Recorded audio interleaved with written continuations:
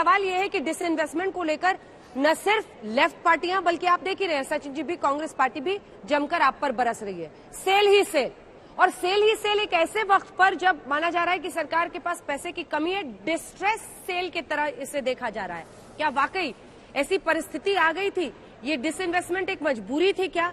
और दूसरी बात, एयर इंडिया हो सर, भारत पेट्रो हो, अभी तक उसी का डिसइन्वेस्टमेंट जो पिछली बार आपका टारगेट था उसमें आप 20,000 करोड़ बेच पाए।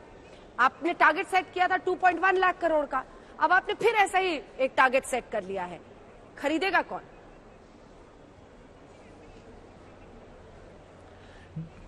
डिसइन्वेस्टमेंट के द्वारा अंजना जी हम लोग अर्थव्यवस्था को और रफ्तार दे रहे हैं, क्योंकि जो कंपनियां अभी सरकार के पास हैं, अगर वो निजी क्षेत्र में, प्राइवेट सेक्टर में जाएंगी तो उन्हें ज्यादा बेहतर तरीके से मैनेज किया जाएगा, उनकी ज्यादा एफिशिएंसी होगी। और वो हम लोगों ने हर क्षेत्र में देखा है जब ये परिवर्तन आया है। टेलीकॉम में देख लीजिए, एविएशन में देख लीजिए, बैंकिंग में देख लीजिए, जहां जहां कंपनियां प्राइवेट सेक्टर में हैं वहां निवेश भी ज्यादा आता है, रोजगार भी होता है और बड़े एफिशिएंसी से वो सेक्टर आगे बढ़ता है। तो इससे डिसइन्वेस्टमेंट से हम लोग अर्थव्यवस्था को और ताकत दे रहे हैं, ये इसका मकसद है, ये लक्ष्य है इसका। साथ साथ आपको मालूम ही है, और जैसे अभी सचिन जी ने कहा भी, पिछले साल कोरोना महामारी का समय था और इस कारण डिसइन्वेस्टमेंट करना बिल्कुल नामुमकिन हो गया था, क्योंकि सब शेयर बाजार वगैरह में मंदी आई हुई थी। अब वो परिवर्तित हो गए हैं, सब कुछ बहुत तेजी से आगे बढ़ रहा है, तो इसलिए अब समय अनुकूल है जब हम लोग इस प्रकार का डिसइन्वेस्टमेंट कर सकते हैं। और जब डिसइन्वेस्टमेंट करेंगे तो ये कंपनियां जो हैं और भी बेहतर होंगी और हमें और बेहतर सेवाएं देंगी। और जो हम लोगों को इसके द्वारा जो रियलाइजेशन आएगा, जो हमें इसके द्वारा पूंजी मिलेगी, वो पूंजी हम लोग अपने किसानों को, अपने गृहिणी को, अपने युवाओं को दे सकते हैं, अपने इंफ्रास्ट्रक्चर में दे सकते हैं और वहां और लोगों को बहुत लाभ मिलेगा। और एक बहुत महत्वपूर्ण बात है, जो विचारधारा और सिद्धांतों की बात आ जाती है। जहां कांग्रेस में जो हमारे साथी हैं वो हरदम कहते हैं कि आप पैसे दीजिए, और हमने पैसे दिए भी हैं।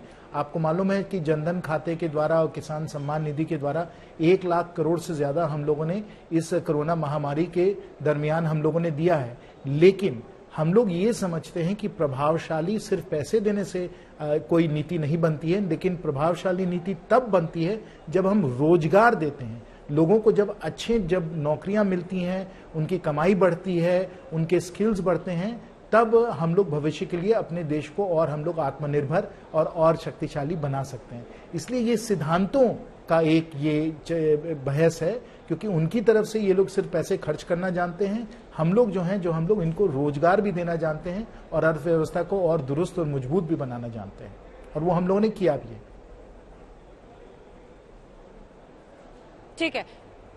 ठीक है, किसानों के मुद्दे पर भी और ये जो कृषि सेस आपने लगाया है उस पर भी आएंगे, लेकिन मैं चाह रही थी कि इस एक टॉपिक पर हम लोग पहले काउंटर क्वेश्चंस एक दूसरे से कर लें, फिर आगे बढ़े। तो डिसइन्वेस्टमेंट पर ही वापस आते हुए सचिन पायलट जी, ऐसा तो है नहीं कि बीजेपी लेकर आई डिसइन्वेस्टमेंट, और हिंदुस्तान में ऐसी तमाम पीएसयूज है जिन पर टैक्स पेयर का पैसा लगता है और वो बर्बाद होता है। तमाम इकोनॉमिक एक्सपर्ट्स कहते रहे हैं और कांग्रेस भी करती रही, विनिवेश बीजेपी तो लेकर आई नहीं है इंडिया में।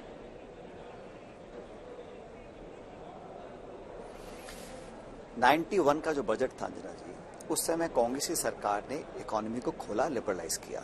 और मैंने शुरू में कहा कि फर्क समझना पड़ेगा, डिसइन्वेस्टमेंट क्या है और निजीकरण क्या है।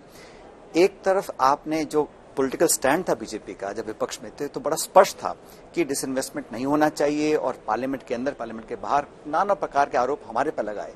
अब जब अर्थव्यवस्था कमजोर है, जब जो हमारी फैमिली ज्वेलरी है, जो हमारा सबसे बड़ी संपत्ति जनता की, उसको इस प्रकार आप टारगेट सेट कर रहे हैं और फिर बेच नहीं पा रहे हैं, इससे कमजोरी दिखती है।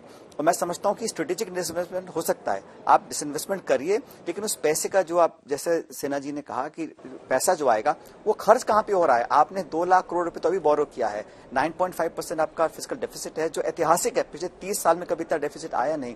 और ये बोलना कि सिर्फ कोरोना की वजह से, पेंडेमिक था इसलिए हम लोग नहीं कर पा रहे, मैं समझता हूँ ये गलत है। क्योंकि भाई बजट तो हर साल आता है, इस साल विशेष इसलिए क्योंकि लोग उम्मीद करते थे अगर कठिन समय में आप अपने कार्यकुशलता नहीं दिखाएंगे तो फिर आपका और ये सरकार पूर्ण बहुमत की सरकार है, कोई दबाव किसी का नहीं है, मनमाना अपना कर रहे हैं, जैसा नोटबंदी हो, जीएसटी हो, मनमानी करते हैं।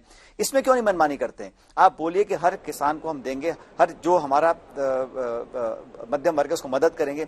इस पूरे बजट में सिर्फ rail, airport, roadways, oil companies, PSUs, airline कैसे हम जल्दी बेचें इसको इसमें लगा हुआ है। आपने जो डिविडेंड है वो ले रखा है, आपने आरबीआई से एडवांस ले रखा है, तो पूरी अर्थव्यवस्था का इतना खर्चा हम लोग कर रहे हैं, लेकिन अभी भी आम आदमी के हाथ में पैसा नहीं आया है। ये long term solution for immediate problem is not the answer.